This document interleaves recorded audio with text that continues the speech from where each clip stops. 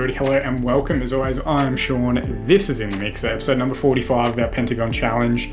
It's been a couple of weeks. Thank you to everyone for your patience. If you're not already aware, Australia and Victoria, where I live, has been back in lockdown for the last couple of weeks. So we haven't been doing too much video content, just while we kind of dealt with all that and the chaos that comes with it, having to reschedule my wedding, all that sort of stuff. But everyone's been really fantastic across social media, in the comment section, incredibly patient waiting for the next episode, which I greatly appreciate. Now, we haven't done no content. We did a great Twitter save with Melbourne City. You can go and check that one out at twitter.com/inthemixer_FM.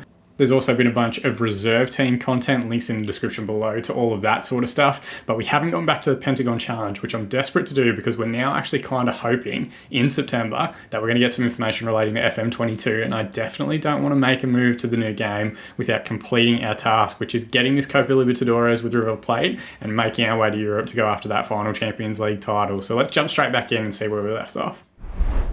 All right, so jumping back in, we are still at the start of the new season. Now, we did go back in the last episode and bring you guys up to date with transfers and things like that, but today is actually the first real kind of jump we've made into Copa Libertadores football, and we're going to be playing our second round first leg tie against Sao Paulo in today's episode. So we've got two huge games coming. There's a league season start that kicks off against Banfield as well during that period. I think I'll play that game off screen and just let you guys know of the result. But otherwise, things have been pretty good. We kind of went through the tactic a little bit, this 3-3-3-1 that we're trying to get working, very Marcelo Bielsa style. There's a lot of red here on the page, as you guys can see, which I'm a little bit worried about. I'm also kind of thinking maybe this Regista role might be better served as like a deep-lying playmaker or something like that, just because I don't know exactly how to replicate the role that someone like Calvin Phillips or Gary Medel or a few of the other players that have potentially played this role at the base of midfield throughout that shape and formation. I'm talking about like Leeds United now and Chile back in the day when he was managing there. I don't know who did it at Marseille, but if you know, let me know in the comment section below.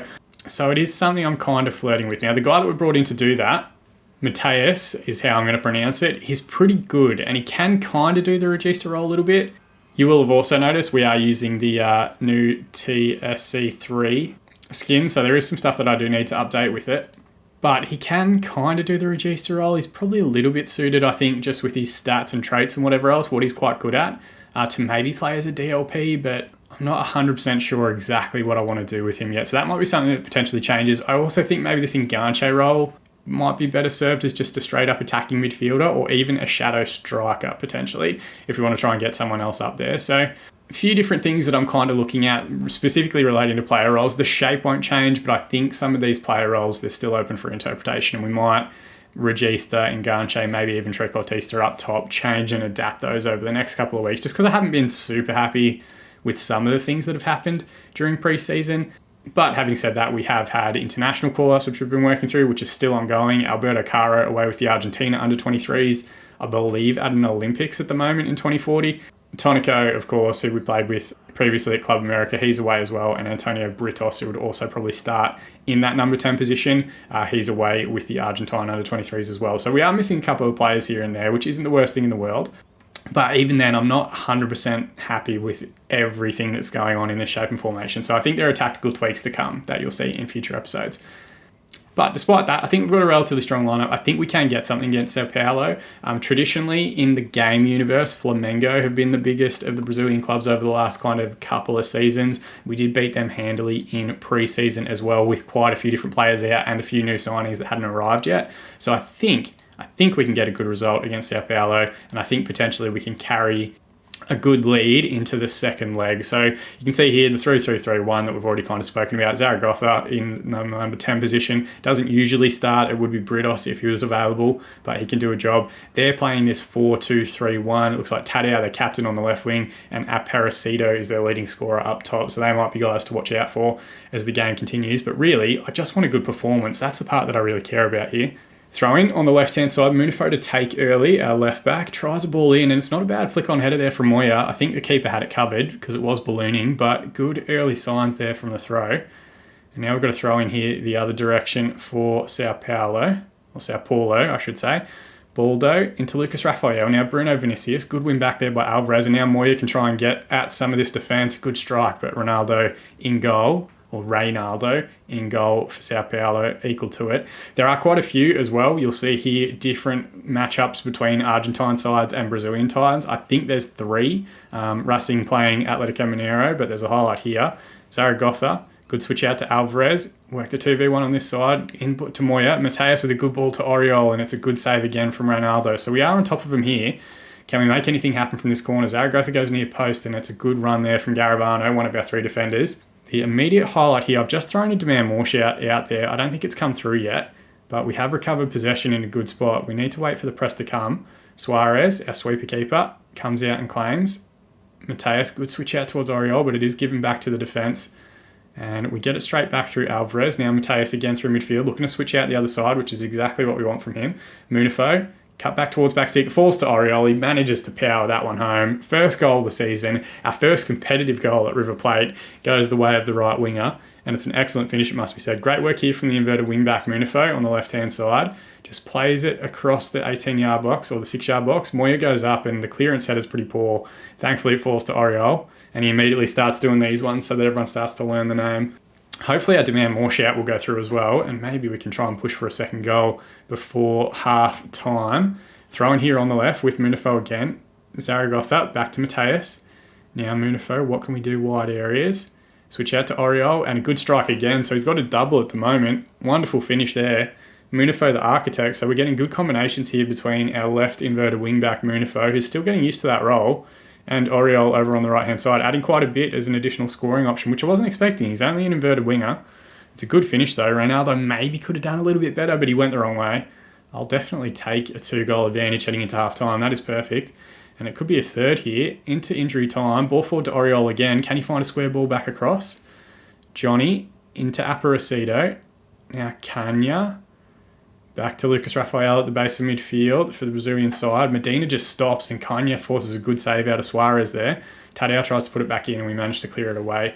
So they've had just a little chance there at the end, and that's where I'm a little bit concerned that maybe their register role doesn't help us that much. So we might in the second half make a little tactical tweak. But first, let's talk to the team. I'm going to say, pleased with your performance. Keep it going, lads.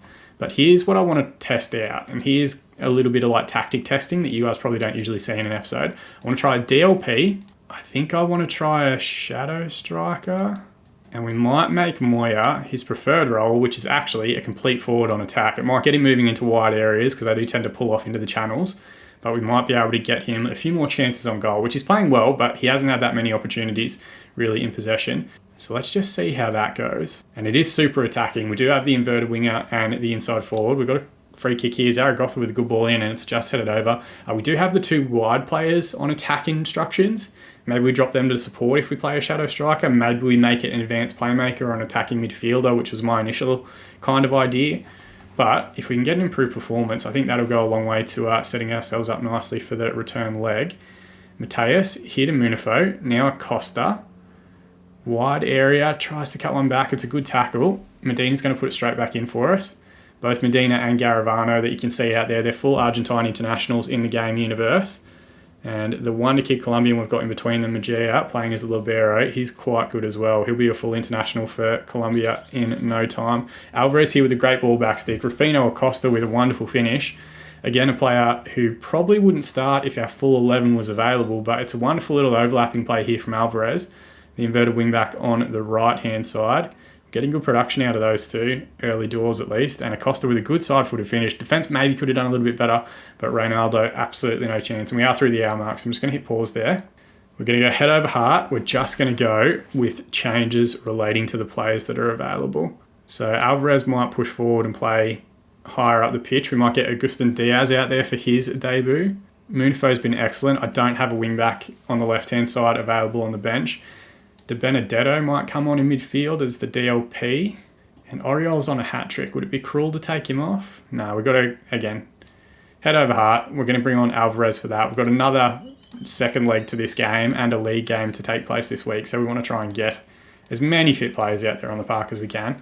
You will notice we are still trying to figure out the best formats to put on this new skin. So some of these might change between now and the next game. But a good little head in there from Moya. I'd love to get Moya a goal on his competitive debut. Ball in here from Acosta. Actually, I take that back. We had a cup game against lower league opposition, and I'm pretty sure he scored in that. So he has already opened his account for the team. Herrera, strike from distance. And I guess that kind of means what I said earlier about Afino really opening our account. It's not true. We technically had a cup game that kind of started the save or the series. But definitely our first goal in continental competition in South America. Moya, good ball out here to Alvarez, the fresh sub. Cut back to Diaz, and he's put it back in there. Alvarez, I think, has got himself a goal.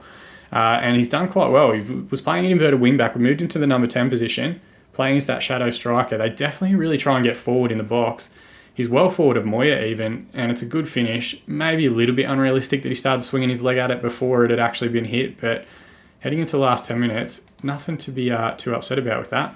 All right, I've just quickly tidied up some of those views, so hopefully that's a little bit cleaner for you guys to kind of see everything that's going on in the game. But the second half actually kind of willowed away from us there. 4-0 in the end, a wonderful, wonderful performance from everyone. You can see some great match ratings out here as well, and particularly impressed with the fullbacks, who I thought did really, really well throughout the course of that performance. But again, that central corridor, like I'm not 100% sold on that. And that might be something that we experiment with in the league game and then also in the second leg as well. So you can see here, dominant win for Los Millonarios. George Oriol with his 2 goals and an 8.2 match rating gets the player of the match. We'll give him a little bit of praise just so that he's happy. All right, so jumping forward a couple of days, we did play that one game in the league during the week, which worked out really well. We won 3-0, comfortable performance, and it does put us top of the division, which is fantastic. Now, the other teams in the league will probably play a game when we are away doing this Copa Libertadores stuff, so we might not hold on to that position to the end of the episode, but good start. That's what we want to see. What we did in that game was play with the DLP and an attacking midfielder and a complete forward, and it did work quite a bit. Zaragoza was actually excellent in the last match. You can see here, 8.4 match rating, 1 goal, 1 assist during that period, and individually 0.45 XG. That's pretty decent for a number 10, given that he's not doing too much defensively, picking up quite a bit of space. So I think we're cool with that attacking midfielder role for now. I'm not 100% sure on the complete forward. I'm not 100% sure on the DLP at support, but we'll see how they perform today. We are, of course, away from home in the second leg, so we're going to go with our possession-based style, which will be a little bit different in the way that we play with the ball once we've got it. And we are trying to work a couple of different pieces of magic here to try and get everyone working. So Alvarez can come back into the lineup. He was suspended for the league game, but then we've got a knock to Munifo, who was excellent in the first leg. So we're going to play Diaz over on the left, which he's not great at, but you know, whatever. This big chunk of red, terrifying, but so far results have been good. 4-0 win in the first leg, 3-0 win start off the league season. Nothing to panic about just yet. So I think we can get through it. And again, we've still got international players to come back, which is going to help our depth. It's going to help the strength of our overall lineup. So early doors, keeping perspective, things are going relatively well so far. Really, from 4-0 up, all we want to do is get a good performance. They're playing their same 4-2-3-1. It'll be interesting to see if any of the individual roles look different as we get out there. But they did have 1 or 2 chances from set-piece scenarios, from counter-attack, stuff like that. So we need to be a bit more mindful, I think, defensively of what shape and structure we're going with, which will be super interesting. And you'd think, as we cross the 20-minute mark, they're going to have to come out and play a little bit more to try and get the goals that they need. I don't imagine they're going to shut up shop and really want to try and cut in. Tadeo there with a great little run diagonally across into the box from the left-hand side. Just blazed over. If it had been on target, might have given us a little bit of a challenge. But through 30 minutes, we haven't had a highlight yet. I've thrown a demand more shout in there. And there is a throw in here on the left-hand side for Sao Paulo. Ball forward now to Tadeo, who's been busy. He's their captain. We did talk about him a little bit briefly in the lead up to the first leg. And again, a decent strike from distance. We're not giving them too much in terms of playing behind. I think we're quite content for them to have these strikes from a long way out because they are low percentage and we do have quite a few bodies in front of the ball. Ball forward here to Moya, flick on header. Still struggling to kind of get him involved in games, which is a shame because he's very, very good. So maybe we'll have a look at his player role at halftime and see if we want to change it. Good strike there from Bruno Vinicius. So Sao Paulo definitely much better here in the second leg. And even though we've had 6 shots and 3 on target, we haven't seen any highlights as yet. Vinicius in possession here, Tadeo, who took the throw-in, gets it back on his right, finds Suarez there that time, who couldn't save and hold. Garavano, thankfully, on hand to hook it away. Lucas Rafael here with the corner. Goes near post. We do get it away. Oriol now can come the other direction, and the highlight comes to an end, and half-time is called. So somehow we're on top in terms of XG, despite not seeing any highlights, and they've not really had a shot on target, but are saying, or at least from what we've seen, they have had the majority of the highlights. I'm just going to say, We've got an aggregate lead. Let's make sure we hold on to it. Everyone seems inspired and motivated, which is great. Now, what do we want to do tactically? So Moya's preferred role is actually a deep line forward. I don't really want to go advanced forward. I think that's a bit basic, but it might be best suited to him. Trequartiste is what we did before, and he really struggled, I think, to get involved in like the finishing aspect of what we want him to do, which is getting back in the box to try and find the finish. Complete forward hasn't quite worked because I think he's coming too deep. It's a bit annoying, but let's go with advanced forward. I just kind of really want our forwards to lead the line and be there to kind of like tap home our chances and whatever else. I would love for him to be the clinical player that scores 40 goals this season. I don't know if he's going to, and I don't even 100% know if he's capable. He's got a pretty good scoring record to date, but 6.5 over the first half in a game where we've been relatively flat. Let's just try and adjusting that individual player role and seeing how we go. From what we saw, the DLP was working okay, but again, we haven't quite found the breakout role for that position. We are asking a lot from Mateus, though. He's covering quite a few different players defensively, so don't want to be too critical. And we are through the hour mark here as well, so let's have a quick look at some subs and some performances. You can see, again, the advanced forward adjustment hasn't quite done anything. Mejia, our other Colombia, or Mejia, I guess it would be, not playing super well as the DLP. Oh, sorry, is the libero at the back. Now, we'll be driven here by what changes I can make effectively. So we'll have a look at condition. We might give Mateus a bit of a spell, bring on Di Benedetto, a young Argentine. Give Oriel a spell for Alvarez, who did score in the league during the week after coming off the bench. And we might give Veloz a bit of a chance as well, with Moya not playing particularly well. What's his preferred role? He's a deep line forward as well, so maybe I just need to kind of bite the bullet a little bit and let them play as deep lying forwards. Maybe that's the progression that we have to kind of look for. It is their preferred roles in both positions, so maybe that's how we kind of try and progress it and have them arriving like later into the box to try and tap home chances. That's the idea in my head. We'll see how it plays out. It's not a bad problem to have to, you know, be needing to get players out there on the park as much as possible. There is a highlight here just as we come out of those subs, and they're in possession again down this right hand side. Vinicius has been busy, Tadeu's been busy on their wings, and that looks like they're focusing the majority of their attacks. Switch out here to Kanya. Now Fabiano on the overlap, cut back to Kanya again, close down well by Mateus. Diaz just needs to stand this guy up, and he does. It's out for the corner, and now our subs are going to go through, which is always dangerous, defending a corner. I'm going to throw a demand more shout out there as well. I would love to get a goal just to say that we won both the home and away leg, but we haven't had a whole bunch of highlights forthcoming in this one. There is a possession here starting with a flick on header there from Alvarez. Veloz, first involvement from the sub. Nothing from Axel doing there. Alvarez will keep this in and start again through Garavano. Good reset of the play there. Di Benedetto with the switch out to Acosta. Good ball back across. Boldo clears it away for Sao Paulo. Now into Di Benedetto again. Great reverse pass to Acosta, who should have done better, to be fair. I think he was offside. It looks like it just got brought back there for the free kick, but still needs to do better with that finish. I'm going to throw one more demand more shout out there with about 10 minutes remaining. And again, this is what we're designed to do in these away legs. Kind of like be a bit frustrating, not have that many chances, just try and stifle their opportunities to shots from distance. But you'd love to see more highlights from us, you know, like really being able to turn it on. Full time goes, it's a 0-0 draw. I'm just going to say I'm happy with how this tie went. We're still early in our careers with them and still getting used to this playing group. So I want to try and keep them as happy as possible for as long as possible before they all start getting upset about playing time and all that sort of thing. But we've definitely got, I think, some tactical instructions that we really still need to figure out as to what roles work best within this formation. And what we desperately want to do is make sure that the roles suit the formation, as opposed to like me wanting to do kind of like niche hipster things like get Ram de Tours out there and Enganches and all that sort of thing. So temptations there, or potentially maybe we go to like a really basic default version, which is this, like just an advanced forward. And let's put them as a deep line forward.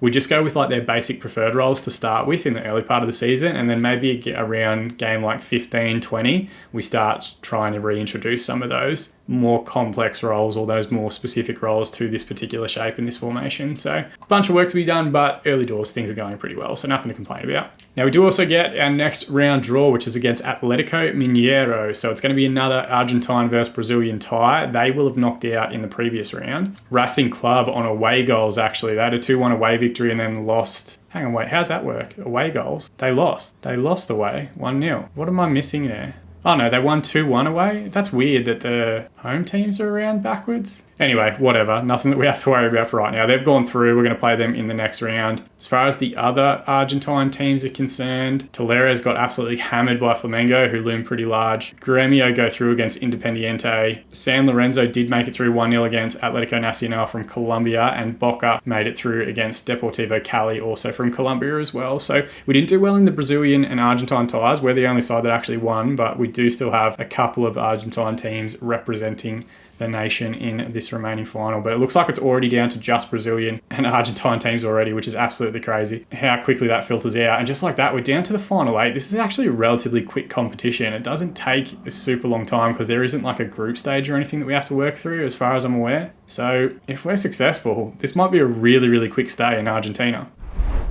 All right, guys, as we went through at the start, thank you so much for your patience and support on this series. I do really appreciate it. We will try and get you guys another episode this week. I think this one will come out on Wednesday. We'll hopefully have another episode for you guys on Friday. But really, more than anything, just thank you for watching. Thank you for the continued support across on Twitter, on Twitch, on the reserve team, all the fantastic stuff we've done this season. I'm really enjoyed the FM21 cycle, and most of that is because of the interaction that I've had with all of you guys. So thank you very much. I do appreciate it. If you do want to support this channel, you can drop a like on this video. You can also subscribe to the channel to be kept up to date on our future videos and the remainder of this series. But as always, like I said, I just appreciate you guys watching. I've been Sean, and I'll see you all again in the mixer.